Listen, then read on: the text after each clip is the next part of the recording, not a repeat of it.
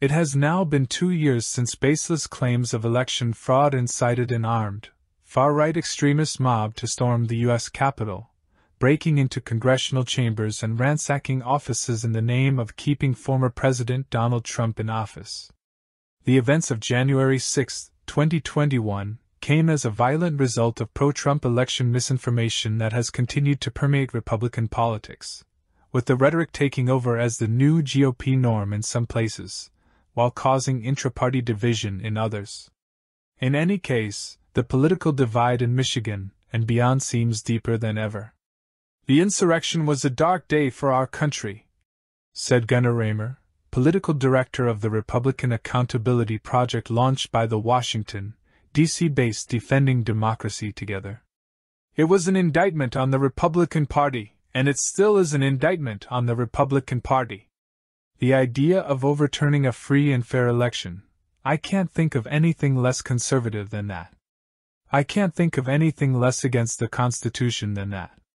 The rhetoric that sparked the insurrection on the U.S. Capitol 2 years ago also sparked a wave of new, election-denying candidates running for office in Michigan and many other key states. Running to oppose Democrats Governor Gretchen Whitmer, Attorney General Dana Nessel, and Secretary of State Jocelyn Benson were Republicans Tudor Dixon, Matthew DePerno, and Christina Caramo, respectively. All pushed lies about the 2020 presidential election and promised to make policy changes accordingly if elected.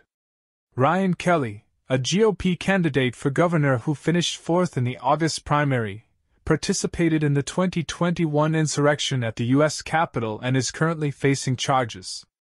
A bevy of congressional and state House and Senate candidates who stoked doubt in election integrity also ran for Michigan office in 2020. All 3 top GOP nominees lost, as well as a number of election deniers down the ballot. And although the fact remains that half of Michigan's GOP state lawmakers are election deniers, and at least 2 state representatives, Angela Rigas, R. Hastings, and Matt Maddock, R. Milford, were in D.C. on January 6, 2021, Democrats were able to win back power in the state House and Senate for the first time in decades, diminishing Republicans' political influence greatly. "It's one thing to win a Republican primary, it's another to win a general election," Raymer said. He added that there were enough swing voters, including a non-insignificant amount of Republican-leaning voters, to rebuke many of the election deniers. They were just very poor candidates. They weren't able to fundraise in any meaningful way in the general election that allowed for them to hit back on the abortion attacks or the election denialism, he said. The Democrats and outside groups did a very good job of defining these Republicans as too extreme. The Dobbs decision, overturning Roe v. Wade, helped Democrats as a way to really define them, even though voters had these concerns over the economy, crime, and inflation.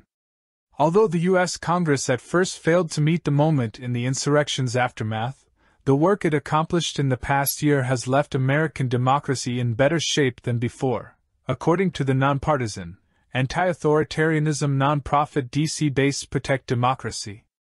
Those accomplishments include reforming the 135-year-old Electoral Count Act to patch up vulnerabilities that Trump supporters attempted to exploit, as well as other advances that Protect Democracy says have further transparency, accountability, and government efficiency. But the threat has not passed, the nonprofit warns in a report released Wednesday. It remains eminently plausible that an authoritarian-minded candidate could return to the White House in 2 years. The next attack on our democracy may not be as dramatic as armed militia members crashing through windows at the Capitol, but it may be no less damaging. The report reads, Congress, and the American people, should take the success stories of 2022 not as an opportunity to declare victory, but as a hopeful shift in trajectory, a reminder that progress is possible, and an example to build on in years ahead.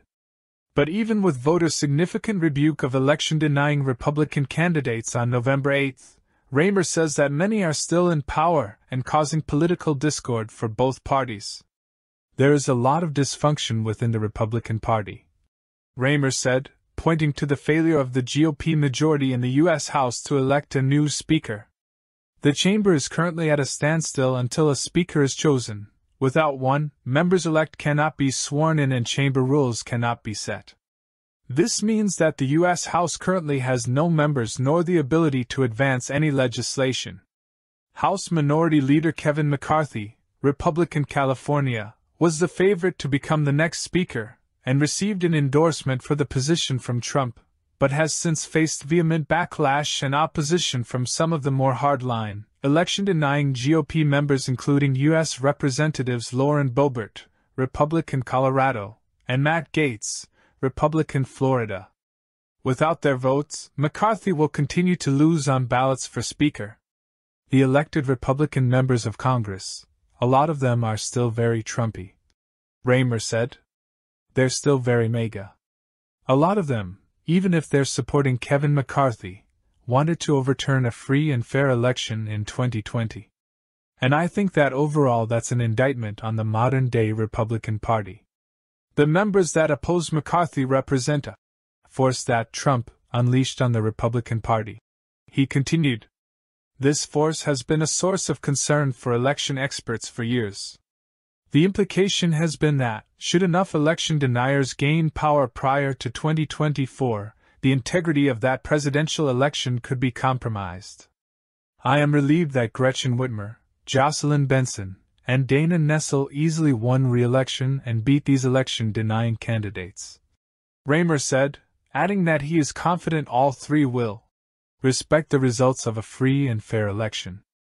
Benson on Friday will receive a Presidential Citizens Medal on Friday from Biden, who cited Benson's and others' courage and selflessness during a moment of peril for our nation.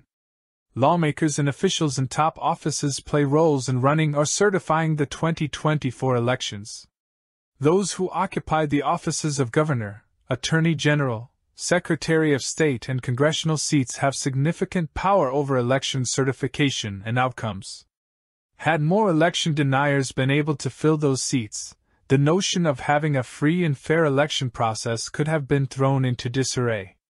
I haven't had a lot of optimism, but I'd say that what happened in November made me very optimistic for what happened across the country at all levels of government, or at least in a lot of cases. Raymer continued. Not every case, but in a lot of cases, including in Michigan, election deniers lost. Before November 8th, I was deeply concerned with the possibility of these election deniers winning,